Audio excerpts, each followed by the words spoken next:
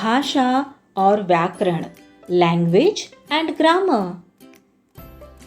बच्चों, जैसे जैसे मनुष्य सभ्य होता गया, वैसे वैसे उसे अपने विचारों को व्यक्त करने के लिए एक साधन की आवश्यकता अनुभव हुई, जिसके कारण भाषा बनी।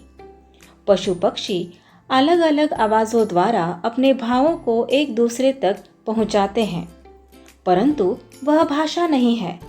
इस प्रकार भाषा वह साधन है जिसके द्वारा हम अपने भावों और विचारों को एक दूसरे तक पहुंचाते हैं। भाषा के रूप। विद्यालय में आयोजित भाषण प्रतियोगिता में मानसी ने बहुत सुंदर और प्रभावशाली भाषण दिया। भाषण सुनकर सबने उसे बधाई दी। इस प्रसंग में मानसी ने बोलकर अपनी बात लोगों तक पहुंचाई और सबने सुनकर उसे बधाई दी। यह भाषा का मौखिक रूप कहलाता है। घर पहुंचकर मानसी ने विद्यालय का यह सारा किस्सा पत्र में लिखकर अपनी सखी आरुषि को भेज दिया। पत्र पढ़कर आरुषि बहुत खुश हुई और उसने भी पत्र लिखकर मानसी को बधाई दी। यह भाषा का लिखित रूप है। भाषा के दो रूप है। भाषा के रूप मौखिक और लिखित। मौखिक भाषा यह भाषा का वह रूप है जिसमें बोलकर मन के भावों को प्रकट किया जाता है तथा सुनकर समझा जाता है। लिखित भाषा यह भाषा का वह रूप है जिसमें लिखकर मन के भावों को प्रकट किया जाता है तथा पढ़कर समझा जाता है। भाषा के 4 कौशल होते हैं। भाषा के 2 रूप होते हैं, एक मौखिक रूप और दूसरा लिखित रूप। और भाषा के 4 कौशल होते हैं। भाषा के कौशल सुनना, बोलना, पढ़ना और लिखना। भाषा के यह 4 कौशल है। सुनना और बोलना भाषा के मौखिक रूप के अंतर्गत आते हैं। पढ़ना और लिखना भाषा के लिखित रूप के अंतर्गत आते हैं। बोली भाषा का एक अन्य मौखिक रूप बोली कहलाता है। यह बहुत छोटे क्षेत्रों में बोली जाती है। सामान्यतः इसमें साहित्य की रचना नहीं होती। हरियाणवी, छत्तीसगढ़ी, भोजपुरी, मगही, अंगिका, वज्जिका, राजस्थानी, बुंदेलखंडी आदि कई बोलियां हैं जिनका प्रयोग भारत के भिन्न भिन्न भागों में किया जाता है। भारत के संविधान में 22 भाषाओं को मान्यता प्राप्त है। भारत के संविधान में मान्यता प्राप्त 22 भाषाएं हिंदी, असमिया, बांग्ला, बोडो, डोगरी, गुजराती, कन्नड़, कश्मीरी, कोंकणी, मैथिली, मराठी, नेपाली, ओडिया, पंजाबी, संस्कृत, संताली, सिंधी, तमिल, तेलुगु, उर्दू, मलयालम, मणिपुरी। लिपि भाषा बोलते समय जो ध्वनियाँ हमारे मुख से निकलती हैं, उन ध्वनियों को लिखने के लिए कुछ चिन्ह होते हैं। यही चिन्ह लिपि कहलाते हैं, अर्थात भाषा के लिखने के ढंग को लिपि कहते हैं। प्रत्येक भाषा की अपनी लिपि होती है। जैसे भाषा हिंदी लिपि है देवनागरी। संस्कृत भाषा की लिपि है देवनागरी।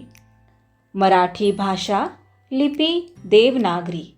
नेपाली भाषा लिपि देवनागरी। अंग्रेजी भाषा की लिपि है रोमन। उर्दू की लिपि है फारसी।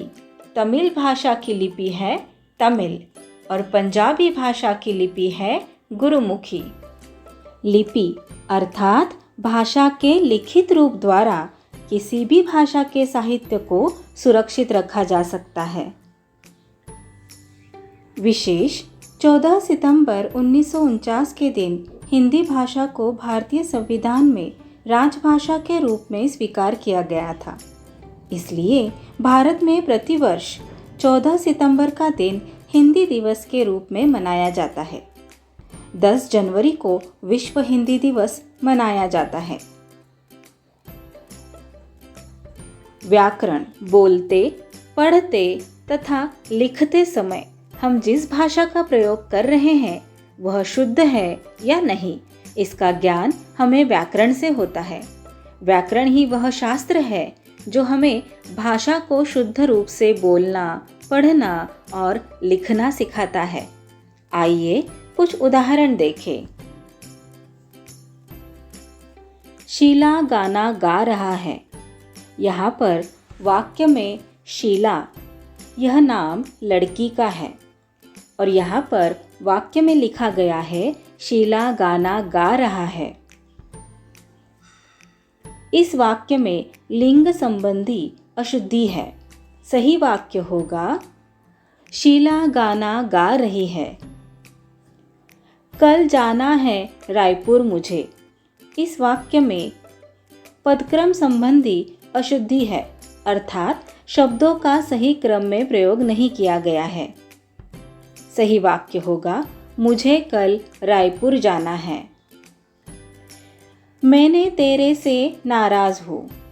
इस वाक्य में सर्वनाम का अशुद्ध प्रयोग किया गया है। मैं तुमसे नाराज हूँ। परिश्रम का फल मीठा होता है।